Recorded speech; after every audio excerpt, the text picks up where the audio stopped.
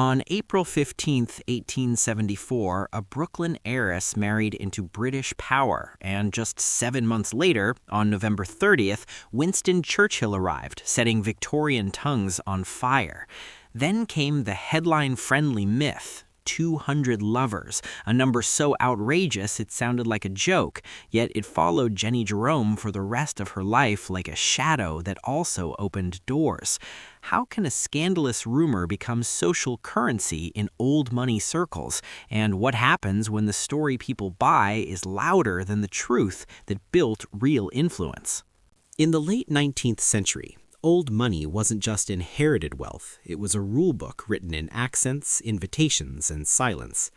Britain's aristocracy had titles, estates, and prestige, but many families faced crushing costs to maintain them. America, meanwhile, produced new fortunes at industrial speed. When these worlds met, marriages often became transactions. An heiress's cash stabilized a noble house, while a noble name turned money into legitimacy. But legitimacy came with conditions, especially for women. A man could collect rumors and still be called a man of the world. A woman became a headline, then a cautionary tale. Newspapers and society columns, the Victorian ancestors of today's viral feeds, thrived on this imbalance. A whisper could become common knowledge by repetition alone, and the most profitable gossip was always the kind that threatened female respectability. That's why stories about Jennie Jerome were irresistible. She stood at the crossroads of money, beauty, and power, and her life unfolded in the same rooms where politics was quietly shaped: drawing rooms, country houses, royal-adjacent salons, and private dinners where influence moved without votes. Modern audiences recognize the machinery instantly. A rumor in 1890 travels like a screenshot in 2026. Detached from context, amplified by people who never met the subject, and hardened into identity through endless retelling. The logic is the same as influencer culture today. Attention becomes value, value becomes access, and access becomes real leverage. Yet old money added its own twist. The gatekeepers demanded women look flawless, while also punishing them for being visible. Jennie's era produced parallel case studies in the same moral laboratory. Anna Gould's fortune attracting a glamorous aristocrat who treated her wealth like fuel for spectacle. Gladys Deacon's beauty becoming both her passport and her trap. Arabella Huntington's climb proving that even brilliant strategy could still be met with social contempt. Jennie's story sits among them as a perfect contradiction, because the rumor that was meant to shame her also helped make her unforgettable. How did that contradiction become a system, not an accident? What happened next when a woman learned to weaponize the very attention designed to destroy her? Jennie Jerome was born on January 9th, 1854, in Brooklyn, into the kind of American prosperity that wanted more than comfort. It wanted recognition. Her father, Leonard Jerome, moved in circles where money and performance blended, earning a reputation that made society look twice. Her mother, Clara, carried the social instincts that turned wealth into entry. Jennie's education and travel exposed her early to Europe's language of status, where a title could outweigh a fortune in the public imagination. That early exposure matters because it teaches a quiet lesson. Power is not only what someone owns, it is who listens when someone speaks. In her teens and early 20s, Jennie became known for her striking presence and an energy that didn't fit the narrow Victorian ideal of a woman who should be ornamental and silent. That difference made her magnetic and dangerous in equal measure. In the old money ecosystem, beauty could be currency, but personality was risk. What happens to a young woman when she realizes the room responds more to her than she is supposed to allow? The foundational turning point arrived in 1873 when Jennie met Lord Randolph Churchill, the younger son of the Duke of Marlborough, at the Isle of Wight. The match looked like romance to some and calculation to others. Jennie brought American wealth and freshness. Randolph brought a name attached to Blenheim Palace and British political ambition. They married on April 15, 1874, and the next date became the fuse for a lifetime of myth-making. Winston Churchill was born on November 30th, 1874, about 7 months after the wedding. Victorian society did not need proof to create certainty. It only needed a timeline and a hunger for moral theater. Was the birth actually early, or was the wedding timed late? Biographers have argued details and circumstances, but the public needed only the scandal-shaped version, an arithmetic that implied impropriety. And in old money culture, impropriety did not simply stain, it created fascination. That fascination was the seed of Jennie's soft power, the kind of influence built not through official authority, but through social networks, access, and the ability to host the right people in the right room at the right moment. Yet, soft power is rarely clean. It grows inside gossip, jealousy, and double standards. Jennie's marriage itself became a pressure chamber. Lord Randolph Churchill's political trajectory rose and faltered, and his health declined. The household carried stress that did not always stay private. Jennie moved through elite environments where women were expected to protect the facade of the men they married, even while being treated as disposable accessories. How does a woman remain irrelevant in a world that rewards her visibility but punishes her for using it? This is where the 200 lovers legend begins to make structural sense, not as a fact, but as a social mechanism. The specific number is so extreme it functions like a brand. It is memorable, repeatable, and impossible to disprove in casual conversation. It transforms a person into a story, and a story into a shortcut for judgment. But the same shortcut also signals something else to gatekeepers. This woman draws attention, and attention is useful. Jennie lived in a society where the Prince of Wales, future King Edward VII, and his set were associated with a glittering, rumor-rich world. Whether every whispered claim was true mattered less than the role rumor played. It placed Jennie in a narrative of proximity to power. In old money logic, proximity itself is leverage. A hostess who can gather politicians, aristocrats, artists, and financiers in one salon becomes an informal switchboard of influence. Jennie leaned into that role, not as a passive ornament, but as an active social strategist. She was not simply seen, she curated who saw whom. And she did it at a time when women could be barred from formal political authority, yet still shape outcomes through relationships and introductions. That is the paradox at the heart of her foundation. The very society that tried to police for reputation also created a marketplace where reputation, good or bad, could be converted into access. After Lord Randolph's death in 1895, Jennie did not fade into widowhood as the Victorian script preferred. Instead, she continued to move, to host, to connect, and to remain relevant in a changing world. Later marriages and relationships became part of the legend's fuel, especially when her choices challenged expectations about age, propriety, and acceptable female behavior. Were these decisions reckless, romantic, or rational in a system that offered women limited routes to agency? And if a rumor is powerful enough to become currency, who controls its exchange? The woman living inside it, or the society spending it? The breakdown of Jennie Jerome's story is not the collapse of a fortune or the fall of a title. It is the slow distortion of a human life into a public myth so loud it threatens to erase the person beneath it. Once the scandal narrative takes hold, it expands on its own. A single early birth timeline becomes a permanent insinuation. A few high-profile friendships become an imagined catalog. A woman known for charm becomes a woman reduced to temptation. The 200 lovers claim, repeated often enough, stops behaving like information and starts behaving like identity. Here is the cruel genius of old money gossip. It is designed to be unprovable and therefore immortal. If she denies it, denial becomes evidence of guilt. If she ignores it, silence becomes confirmation. How does anyone win against a story that profits from existing? The myth also thrives because it plays to the era's gender panic. Victorian society feared women who were socially competent and sexually autonomous, because autonomy threatened the entire exchange system: marriage as transaction, inheritance as control, lineage as legitimacy. So the rumor does moral work. It warns other women what happens if they appear too free, and it reassures men that female influence is always really about seduction. That's the hidden violence. It turns intelligence into flirtation, strategy into vice, and networking into scandal. Yet the same myth can also function as a key. In elite circles, being talked about can matter more than being approved of, because talk creates visibility, and visibility creates demand. People invite what excites a room even if they pretend to condemn it. Jennie's notoriety could make her a desirable guest and an effective hostess, precisely because she carried narrative electricity.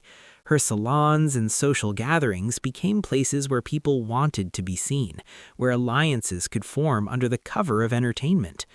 Old money does not only trade in cash, it trades in social heat. But trading in heat burns the trader. The human cost is time, peace, and dignity, paid in small, repeated humiliations. Every new headline turns private grief into public property. Every rumor forces friends to choose between loyalty and self-protection. Every invitation comes with a silent condition: be dazzling, not complicated. And because the myth is salacious, it attracts those who come for the spectacle rather than the person. Even when Jennie's actual influence was political, cultural, and practical, the public filter kept pulling her back into the same shallow frame. What happened to the truth that she was more than a rumor? It was crowded out by the story that sold faster. The most dramatic example of this distortion is the mathematics of the legend itself. 200 lovers over 4 decades implies an almost industrial schedule, multiple affairs per year, sustained without pause, managed through logistics that would challenge even a disciplined administrator. The absurdity is the point. The number was never meant to be credible. It was meant to be unforgettable. And in the attention economy, unforgettable beats accurate. That is the breakdown. A life becomes content. Jennie's later years also carried the complications old money loves to dramatize: remarriage, age gaps, shock at inappropriate happiness, moral outrage used as entertainment. Instead of being allowed the dignity of ordinary choices, her decisions became symbols in other people's arguments about what women should be. Meanwhile, the deeper tragedy often gets missed. Jennie's real legacy was not the rumor, but her proximity to history through motherhood and network. Her role in creating an environment where Winston Churchill, for all his flaws and greatness, learned early that connection and conversation can be power. Yet even that legacy can be weaponized.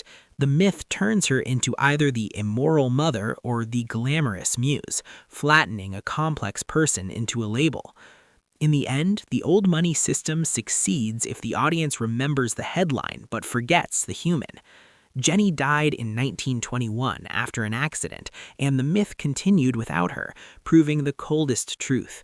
Gossip outlives its subject because it was never really about her. It was about society entertaining itself while policing women at the same time. So what does this pattern look like today, when algorithms replace society editors and moral outrage is monetized by the click?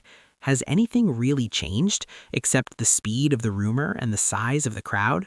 When Jennie Jerome is compared to other old money women, the 200 lovers legend stops looking like an isolated smear and starts looking like a standardized tool. Anna Gould's dowry was treated as her true face.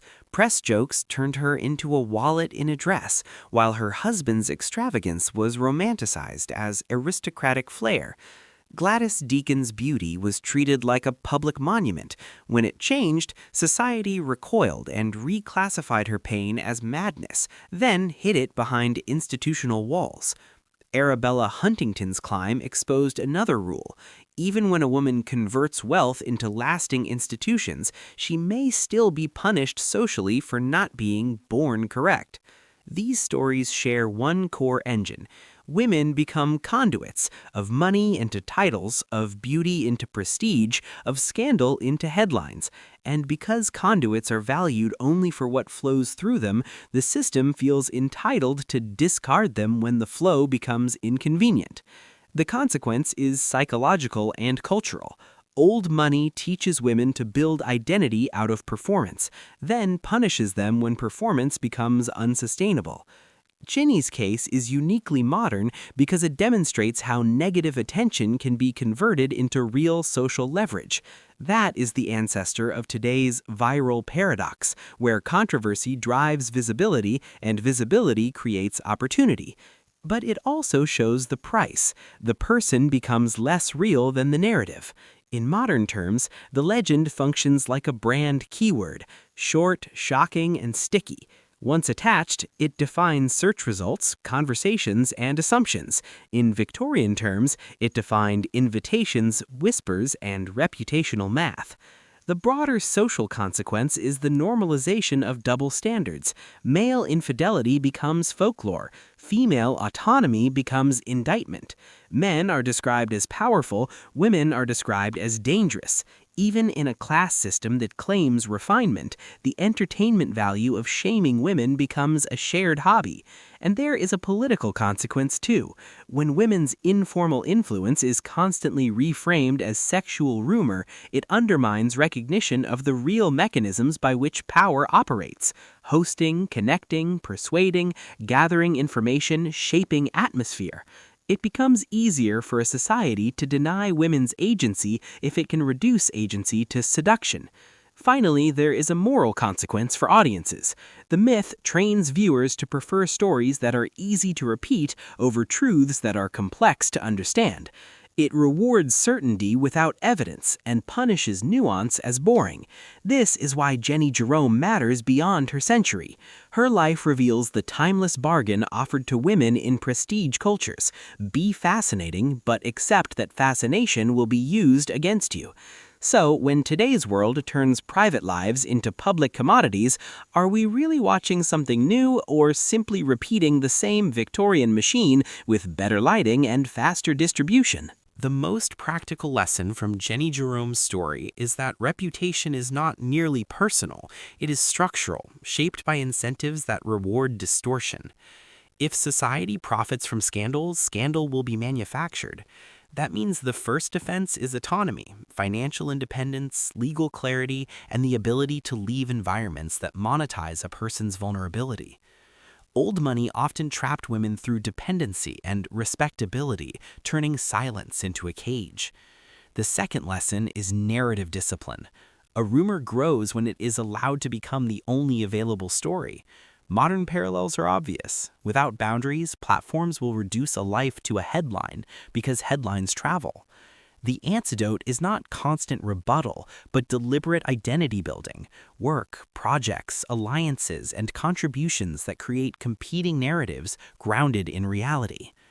The third lesson is ethical consumption. Audiences are not innocent bystanders, they are the market. If viewers click only the most extreme version, creators and publishers will keep serving extremes. Jennie's legacy suggests a sharper moral question. Why is a woman's alleged private life more interesting than the measurable ways she shaped rooms, networks, and outcomes? Finally, there is a cultural lesson about recognizing soft power as real power. Hosting, connecting, and influencing are not lesser forms of agency.